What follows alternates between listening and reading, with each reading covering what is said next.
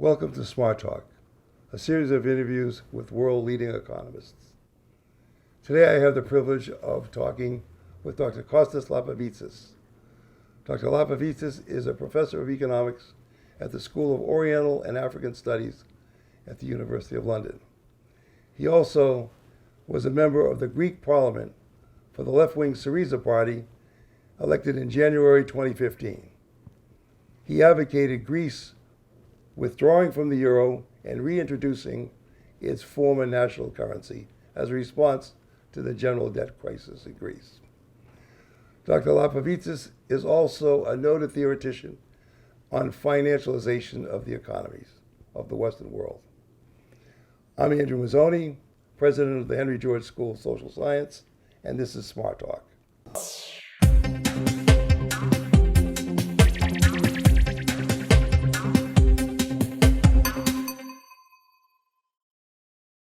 I'm going to cover all of your works. They're quite good. I enjoyed the read. I don't know if you're aware of the work of Seymour Melman. He'd have been an economist 30 years ago. Who wrote Profits Without Production. I'm aware of the title. Yes. Okay. So the title is very similar to that. But to get started, Giannis apparently has come out with a manifesto. Are you aware of the DM25 manifesto? Of course I am aware. Okay. Now, during the time of troubles with Syriza and the Germans, of course, we were very interested in that whole process. We interviewed Giannis, we interviewed Jamie Galbraith, and so we're friends of the Greek people here, and we're very much interested in what goes on there. And we, of course, in correspondence with Giannis, we were in favor of an exit, a Grexit. Of course, he's not in favor of that. And I want to ask you, we'll go into the interview, what do you think? I think you are a Grexit proponent, and if that's the case, why? And what is the state of Greece today, and what do you think can be done right now for Greece? And then we'll move into the theory and so forth. Go ahead. I have been one of the most vocal people in favor of Grexit from the beginning.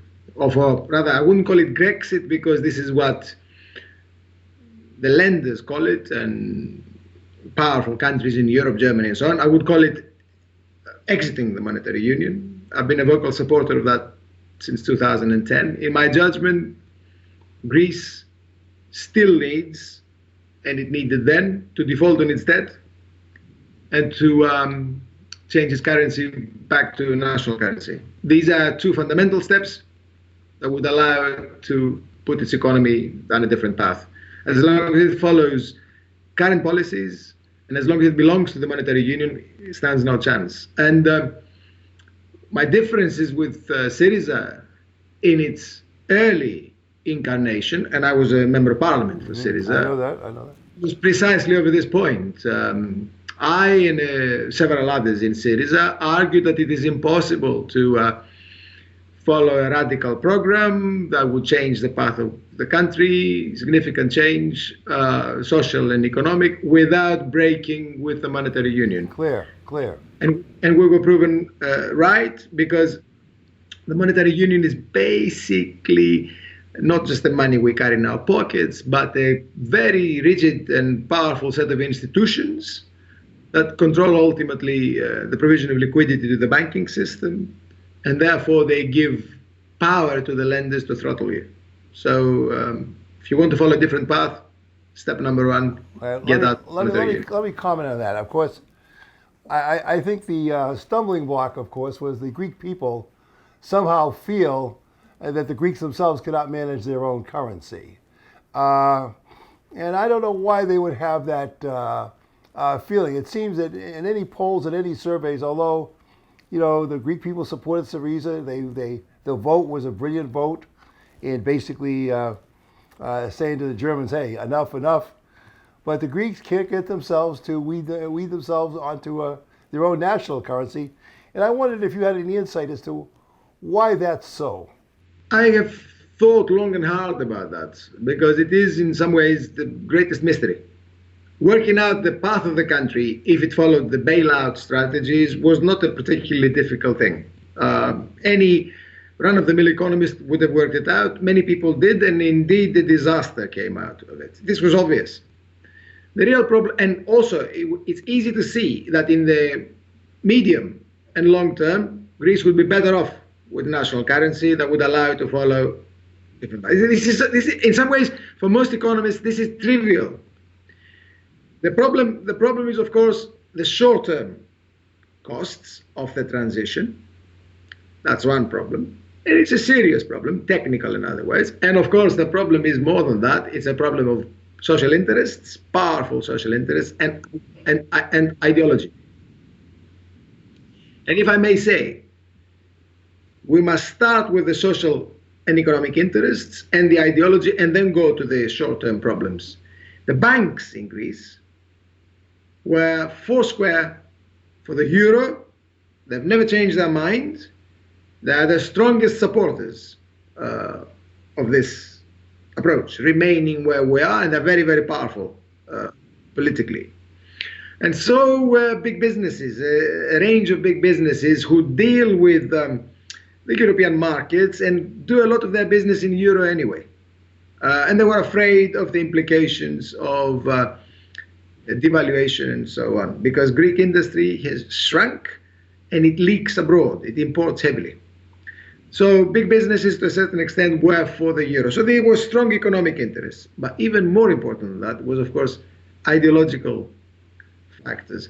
The powerful economic interests created this sense of fear, threat, imminent disaster if the country changed its currency. And what was very important for people, ordinary people there, was the fear of losing their savings, the fear of economic disaster, and the fear of losing their own identity as Europeans. They were threatened with isolation and everything else. This created a very potent mix that was proposed all the time from the top and put across. I'm glad to report that things have changed a bit, and people are far more prepared to listen to that. Dramatic change in this respect. At least people are prepared to listen to other arguments now. I'm not suggesting that they are ready to, there's a majority in favor of national currency, there's a strong current, and more important than that, people are prepared to listen. This is a major change, major. Right. Let me just comment on that, because the one great thing from this tragedy is I think the whole world became aware of just what the cutting edge of neoliberalism really looks like. In other words, the Greeks, in a way, took a stand that even though they lost this particular battle, made the world aware of really what's behind and what's going on. And whether they brought things to a head, I mean, we have Trump in the United States. I don't know, but I'm going to switch. I'm going to switch focus, because you're an economist that's reading your works, that understands the theory, understands the politics, and so I'm going to take the position contrary to you of I'm the hegemon, I'm the American establishment, and regardless of whether Trump's the president or whatever, I'm looking back to American foreign policy almost for 100 years, and basically after the two world wars, we decided that autarky, or development of major powers on their own without reference to the other major powers, would lead to trouble, would lead to war. So we set up the Bretton Woods system, and we parceled out capitalism to three centers. We have an Asian center, we have a European center, we have our own center. And so we run it, and we've made Germany the lead pony in this situation. The fact that Germany is really a junior hegemon in Europe, not surprising to us, and in fact we expected it.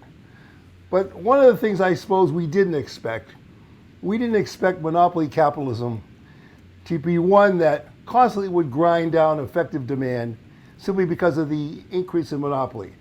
And we're running into this systemic problem where we can't generate effective demand, and now we're forced to move more and more to financialize the world and the economy, which is basically a specialty of yours. Now I have a dilemma here. I'm I'm willing to hold on to this policy because I don't think you or progressives around the world can come up with enough force to overturn that pressure. I would prefer less effective demand around the world. I prefer pushing middle and lower classes to a lower situation so that they don't gobble up resources. I'm willing to run with 500 major corporations basically patrolling and consuming around the world. And I don't think, and yes, I'm using financialization and credit to fill the gaps. If I have an effective demand gap, I can use the American working class to fill that gap, although I can't do that now. So now I have to run an austerity program. And I understand you as a progressive and the needs of your people. I understand your aspirations. But your aspirations and my aspirations contradict each other. And here we stand facing each other with basically a problem of you identifying the particular strategies that I use, and I'm saying, yes, I see that Costas and Giannis and Galbraith and Stiglitz and everybody has caught on to what's going on, but I am running a big momentum empire machine. I really can't turn and change. I talked to Dr. Schaubel. He's not going to, he understands the problem. We understand the problem. You understand the problem. Where do we go from here? Because I can't relent. If we assume for a moment that you're right, that this is the position by people who've got power, and this is the voice of power, if this is it, then that's clear signs of the end approaching. Because a system that realizes that there's a problem, realizes it's backfiring or misfiring or whatever else it's doing, and cannot change, is doomed. This is one of the more prevalent lessons of history. And I think that if that's what they're coming up with, and you might well be right if we read what they're doing and what they're saying, they might come to an end in a disastrous way with the re-emergence of political, social, and other monsters. That's the real danger, much of which we witnessed in the 20th century. Yes, we did. And of course, Giannis is, of course, I think is an unconscious attempt to forestall that possibility by making a greater Europe national union or initiative in hopes that it doesn't turn autarkic and perhaps that reason and judgment would prevail. But he's fighting a huge systemic powerful force, which I've outlined. And of course, I'm not sympathetic to that, or I wouldn't be doing what I'm doing. But nonetheless, the logic of what is going on is clear and inescapable. And if I'm a hegemon, I'm saying to myself, I don't know how to let this go. I don't know how to let this go without everything coming apart. And where does that leave me, you see? I think in this context, first of all, we should differentiate between the overall hegemon, if you want to call it that, the United States, and Germany as the junior hegemon in Europe. The policies are not the same. They're not the same, and the outlook is not the same. The United States is a country that has financialized very, very powerfully. It has lost industrial capacity. It has acted as basically buyer of last resort, provided effective demand for significant periods of time for others. And in the process, he has managed to lose a lot of capacity and to keep its people without any increase in real wages for a very long time. Germany has followed a different path, certainly in the last 20 years. It has indeed, similarly to the United States, kept real incomes for the majority of its workforce stagnant. So in that respect, it's similar. But Germany has managed to benefit from this through the monetary union he has created industrially. Germany has emerged as by far the most powerful exporter in the world, sucking in demand from across the world, the opposite of what the United States has done.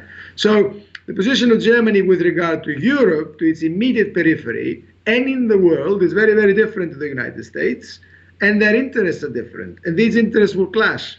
Will clash because the direction of these two capitalisms is very different. Now, of course, Germany cannot directly compare with the United States in terms of magnitude and political, economic, and military strength. But Germany, in the heart of a kind of Europe that follows German or obeys German directives, is a different story. It's a different story. And I think that's what the calculation is among some people in Berlin. Similarly to the United States there, though, in this respect, the people in Berlin who might be thinking along those lines do not realize, or if they realize they can't do much about it, that the system they've created in Europe is itself contradictory, is itself crisis-ridden. So in that regard, we've got a similarity with the United States again. Now, what do you do in that context? Well, your policy, of course, as we go down to the micro with you, you've complained about Germany managing its unit labor costs to the point where it does not follow the promulgated policies of common inflation amongst Europe. So it doesn't play fair with its own satellites, for example. So that's correct. I mean, Germany, in some ways, Germany is much harsher with its own satellites than the United States is. But it's also harsh with its own working class in the first place. It keeps its own working class down, and in this way it's very harsh with its own satellites. And it has emerged as basically a huge vacuum. It sucks in demand from across the world and therefore emerges as a very powerful exporter. Now, is this sustainable? It's not. It's clearly not sustainable. And Germany has got a problem, what to do. Now, it might try to rearrange the monetary union somehow, create a two-speed union. It might try to create a core and periphery openly so, and so on. All these options are on the table in Berlin, I'm sure. The prevalent option at the moment is do nothing. Keep going the way we are. Now, what do progressives do, though, which is the question you asked me before. Yes. And here, I think we can draw a lesson from the experience of the last 2 years, which might be of use to the United States too, which is a different set of problems, as I've indicated. The idea that we should create some kind of union of European states, some kind of trans-European movement that would maintain the institutional mechanisms of the monetary union and the European Union, but tweak them from the inside, change them from the inside, make them something else from what they are, through a process of contestation. This is an idea that has failed. I'm dead against this idea. This is an idea that was tried by Syriza. That's the biggest lesson from Syriza. That's exactly what Syriza tried to do, and it failed. The lesson then is, and that's a lesson that has importance also for the United States, where events have progressed now, that for alternative paths, for alternative strategies in Europe, we will need a re-establishment of national and popular sovereignty. This is the biggest lesson. Without national and popular sovereignty re-emerging or being reacquired by a series of countries in Europe, not a lot can be done from the progressive side. Well, let me intervene. Coach Yanis would argue with you that he's afraid of that retrograde movement on the theory that essentially autarky and confusion and strife and fascism would boil through that process, and he is fighting that tooth and nail with the pan-European project, which I've never seen a pan anything ever work out, but nonetheless, I understand where he's coming from. I think he's wrong. I've told him that, but Yanis is Yanis, and. But let's assume that he will not get enough traction to really make that happen. We could go back to the United States and look at a strategy that has just emerged, whether it's accidental or not. We have Donald Trump as the new president, who is representing essentially the same constituency that Bernie Sanders was representing, the people who lost out in globalization. But here, we're going to have a usurpation of that revolution. We're going to have a diversion of that revolution. And I say that any such thing that happens in Europe will probably follow the same path. In other words, the troops that got mauled in the first go-around, who understand that they felt the pain, they're not going to easily find a champion in a program that would allow them to restore, let's say, the standard of living that they had between 1945 and 1980. I see no mechanism. I understand going back to a nationalism and rebuilding, even in a Listian way, to a certain extent, without totally throwing away free trade, is a good possibility. But I would argue here with Yanni that the egg has been scrambled, and it's going to be very difficult to unscramble that egg and go to the basic building blocks that you're kind of heading toward to restructure it. Your comments on that? I don't agree with that. I don't agree with that take. I think in this regard, we should take a lesson from Polanyi. Polanyi is very important here. Polanyi argued, as you know, that we have a swing between the market and the collective in society. And he argued in the interwar years that liberalism of the time had moved too much in favor of the market. This created social disruption and social dislocation, and society naturally, inevitably reacted against it, and this took the form of restraining the market and brought out all kinds of political monsters as well in the 1930s. I think we're living through a period of this type. Again, I think we've got a reaction against neoliberalism and, as you said, scrambling the egg. The scrambling of the egg is not an irreversible thing in this case, or at least it might involve society chucking the egg out altogether and re-establishing new rules as society has done in the past. And I think that's what we're going through. We're going through a reassertion of anti-market logic, reassertion of society's desire to live and to have and to operate in ways that are not the impersonal and hostile and cold ways of the market. So I think I think that this is going to happen. This is going to take place. The real problem for the left is to propose economic ways and social ways of making that happen in a progressive manner, in a manner that will be in favor of working people and in a manner that will lead to higher incomes and so on. It is perfectly possible to do it in the context of Greece. But what agency can you use to do that? They've dismantled unions.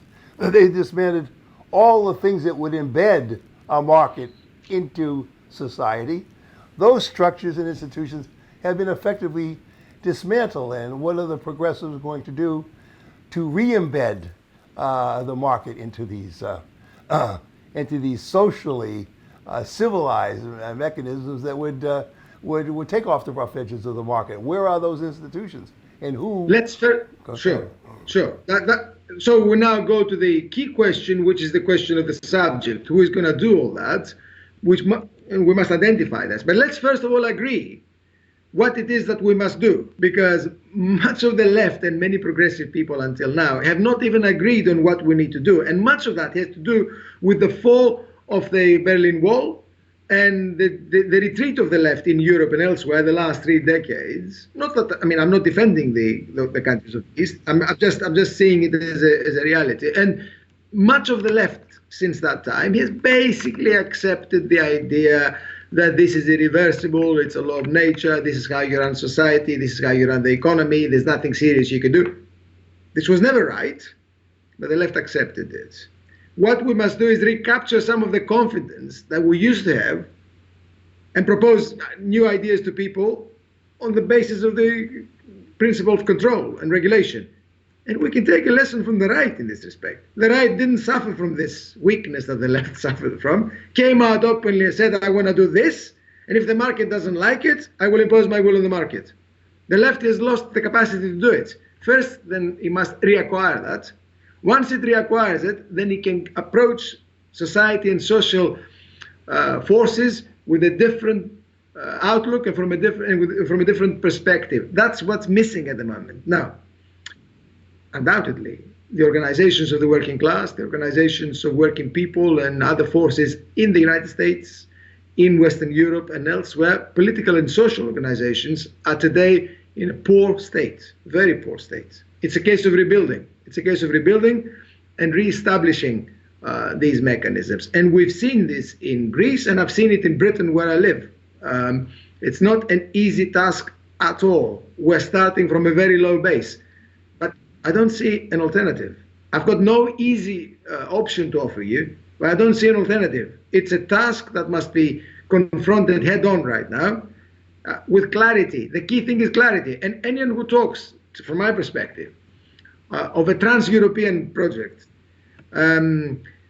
solidarity among the European people on the basis of the existing institutions of the European Union and Monetary Union is actually offering bad services, because this is not the way to do it. We need to say openly that the mechanisms of the sovereign state actually can be favorable to democracy and can be favorable to working people. We need to say that openly, because we've experienced that in Greece and in the rest of Europe. We must start from that. We need to get clarity on this. If you want to do things in Athens, you've got to control the mechanisms of state in Athens. You can't rely on workers in Dublin or in workers in Vienna. Right? This is a major step. If we get clarity on this, if we get agreement on this, a lot of other things will follow and unfold. The same, incidentally, in Britain. The British left must come out and say, in view of Brexit right now, that Brexit has happened. There is no going back. What the British left must do is aim to get command over the levers of sovereign power in Britain and begin to use them in the interests of the British working class and the British poor, of course transforming them at the same time. Okay. All right. Now, but let me interject into that your specialty of financialization. One of the great tactics and strategies that the establishment has is invoking and inflicting financialization, not only in the traditional ways on corporations, private equity firms, and all of that dealing with corporations, but they've also financialized the working class. Its monies, the monies that it has and gets from the traditional production process, as outlined, traditional left analysis of production and profits. They've now circumvented that and gone directly to the worker and now financialize what he has from the production process, making it all but impossible for him to get leverage and stability in his life. It's a fragmentation that's enormous. It's enormously profitable. You've outlined the immense profits due to this financialization. I mean, it's the fact that finance has gone from 2 to 8% of the GNP of most of the major countries. They've closed the loop, not only in controlling the finances of corporations, but the working people who work in the corporations. And it's an efficient iron gridlock on it. It draws into the most able people in society who work in these professions because it's so lucrative. And this is an iron-bound creation of financial money that has created a class that's not national, but truly international. Its interests are international. It has no national interests. And this, backed up by enormous force and power, is essentially what dictates policy. And against that, you're proposing, and Yanis is weekly proposing a rebuilding of working and middle class people, one with a international attack back, and you as a national rebuilding project, country by country, in hopes that you can stabilize working people. This is an immense project against a hegemon, and we'll just call it the combined hegemons, who basically straitjacketed everybody into this financial lock that allows very few degrees of freedom. Indeed, this is, from my perspective, the dominant feature of contemporary capitalism. the tremendous growth of finance, the penetration of it into areas where it didn't used to go, and particularly into the areas of households and individuals, working class families, and the financialization of their own income and their own basic conditions of life. It's unprecedented. I mean, all you need to do is think of the great crisis in the United States, 2007, 2009, which broke out because the poorest, most downtrodden, and most discriminated against sections of the U.S. working class had borrowed to buy housing. Now, I didn't say they didn't cause it, but they triggered it off. Now, this would have been impossible in previous periods of capitalism, unthinkable, and yet it happens. Now, it is a straitjacket, and it's a very, very powerful machine, and it seems to be coming back under Trump, or at least the first signs are that Trump will give it a new leash of life, because from about 2007, 2009, 2010, this mechanism had actually gone into not quite abeyance, but it functioned more slowly. It had decelerated. It looks as if Trump will give it another boost. We'll have to wait and see, but that's how it looks. In any case, whether it receives a boost, a new boost or not, it is very, very powerful, and it is very dominant in politics and in life in the United States. Now I ask you, what option do American workers and everyday Americans actually have on this? Very little option, to be honest. You've got to fight against it. I see there's no way of circumventing it. The enemy is very severe, organized across the front, but you've got no option. And in this regard, what must be demanded, as well as other things, is of course definancialization. Definancialization. Now, when one begins to think of definancialization at the level of the working class, you realize how socially powerful this is. Because, of course, to definancialize, what are you asking for? You're asking for provision of the basic facilities and means of life for ordinary people to be cut off from finance. It isn't simply a matter of borrowing. We're not just talking about borrowing. Workers borrow not simply because their income is not high enough, but also because they've got little option of obtaining housing, schooling, and the various other things that people need in a way that is separate from private finance. We must cut off that.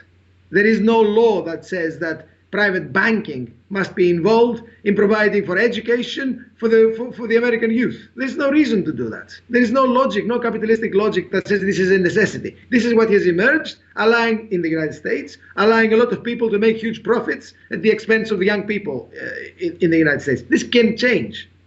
And definancialization then would involve public provision, social provision of these things, the re-establishment of mechanisms of reliable, trustworthy social provision of these things for ordinary people on a collective and communal basis. It is perfectly possible. The United States has got traditions of that, as well as private capitalism. And we need to recapture this and therefore push finance back. That's one thing that has to be demanded concretely. I would argue here that I would like to see a focus on attacking and taxing a monopoly directly. That all of these things show up as excess profits, whether it's in corporations, whether it's in land and real estate. These are isolatable end results that you can pretty well calculate the percentage of the GNP that is now flowing to purely monopolistic practices. And if you focused on identifying those sources of monopoly, and you've got a powerful enough movement to say, look, tax this, you would go a long way from relieve that pressure directly rather than try to indirectly untangle the strands. In other words, if you taxed the monopolies due to finance, due to patents, due to excess compensation at the CEO level and so forth, if you taxed land rents, unearned land rents, you took pieces of that monopoly out and substituted that for your provision to run a country, I would argue that you would go a long way to relieving the kinds of pressures we are talking about And it's probably an easier sell to identify the fact that all of these problems end up with excess and unearned profits and income. So, of course, as a Georgist, old Henry George said, tax the land. We would generalize that into taxing monopoly, because you can create monopoly. In George's time, you had a gold standard. You couldn't create money out of thin air. Creating money out of thin air today is a great monopoly. If you took the crucial variables of monopoly and started to tax them, and people understood that this is where you could attack the problem neatly and cleanly, you might have a simpler way to push back and educate people on this, rather than try to fight the battle case by case, function by function, which leads to confusion. And I could spin that all day long. I could tell stories and convince people that they shouldn't do that. They shouldn't do this. So, your thoughts on basically going right at monopoly as it appears and as it shows up in the accounting books? I'd have no problem, of course, with a policy that discusses seriously the use of taxation on corporate privilege and on monopoly power, wherever that might appear, whether that is in finance or, of course, more generally across the economy. But let's think a little bit more about that in the context of financialization. First of all, with regard to households and individuals, I'm not sure that this is actually bypassing the problem or going about it in an indirect way, because a new society that is better based than the current one would have to become socially understood and socially appreciated by people, and nothing is more direct in this regard than provision of housing, provision of education, the everyday technology of life. So when I'm suggesting social provision re-strengthened in these fields, I'm being very direct about it, because that hits the mechanisms of power by capital where it hurts, and in everyday life. But of course, as you rightly say, there is also big business, which is not necessarily in finance, but in production and in commerce. What do you do there other than tax? Because tax is not enough in my judgment. What we've got in the United States is, of course, financialization of big business. And there the form it takes is quite astounding. Weakness of investment, huge sums of money being held, money capital being held by big business, profits being extracted through possession of money, games being played, and capital being invested, leaked abroad. The policy that is needed there, in my judgment, is not simply tax of exceptional profits or whatever it is, but definancialization of big business too. The United States needs a policy of intervening in the business sector and through the public sector, intervening there and actually creating the mechanisms of mobilizing these monies and restarting investment, definancializing big business and boosting investment possibly in infrastructure in the first place, but also in production at the same time or subsequently.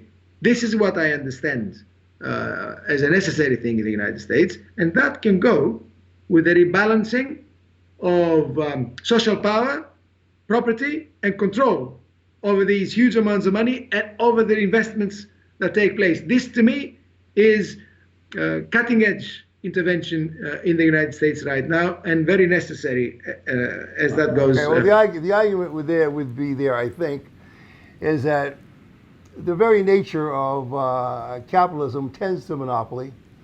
And if it tends to monopoly, then effective demand ultimately gets choked down. If it gets choked down and you have overcapacity all around the world, there's simply no good real investments in general for large corporations to undertake other than maintenance and hold their market share. There's no real way to redeploy their resources and start a real production cycle over again, especially when you're running into environmental limits of first order in the world as it is. So that you almost have an impossibility theorem here, that you can't break the monopoly. The monopoly doesn't allow you to have effective demand, and therefore you play zero-sum games in exchanging cash hoards. You ends up with it by derivatives, gambling, or whatever. No good way to start the projects unless the government intervened and literally said you must build infrastructure, you must build things that relieve and help the environment. Without that, there is no mechanism in large corporations to self-generate under the conditions of monopoly capitalism as they exist to do that. There's simply too much overcapacity and not enough effective demand. Your comments? But in some ways, I've already hinted at that. I don't think that the private sector is capable of definancializing by itself or simply through provision of incentives to do so. Tax is not enough in this regard. What is necessary in the United States, given the tremendous problems the country has right now, is for the public sector to take the initiative and begin the process of definancialization in production and so on actively. It's clear, to me it's clear that unless the public sector does it, big American business will never do it. Now, are there no fields of investment and so on? Look at American infrastructure. The last time I was in the United States, I wasn't terribly impressed by the state of the infrastructure. The United States needs tremendous investment in its infrastructure right now because it's been regressing for decades as the country has financialized. There's plenty that the state can do, plenty that the public sector can do, and actively force big business to definancialize, make big business come off the huge piles of money that they keep. Incidentally, this is the same in Germany. The German state, and in this regard, Germany is similar to the United States. The German public sector should take the initiative and force German big business to start investing in Germany, because they are not, to start investing in Germany and to have a program of infrastructure investment in the country, because German infrastructure is also very weak, despite what people believe about Germany. So to me, it's clear, and it fits in with the point I made about Polanyi earlier. We're at a stage where society and the collective wants to swing back against the market. It's already swinging back against the market, and we know how to do it. There aren't 1,000 ways to run an economy. There aren't a million ways to do things.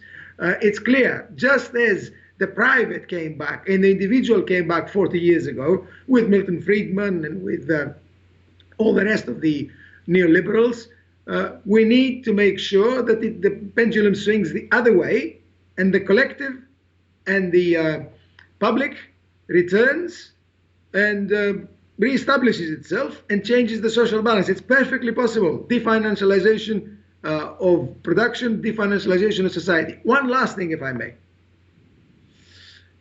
When we look at financialization, and the current state of the United States in particular, but also other parts of the world, the most striking thing is not so much the power of finance when you begin to look into it, which is tremendous, of course, but it is the absolute dependence of finance on the ability of the state to create money.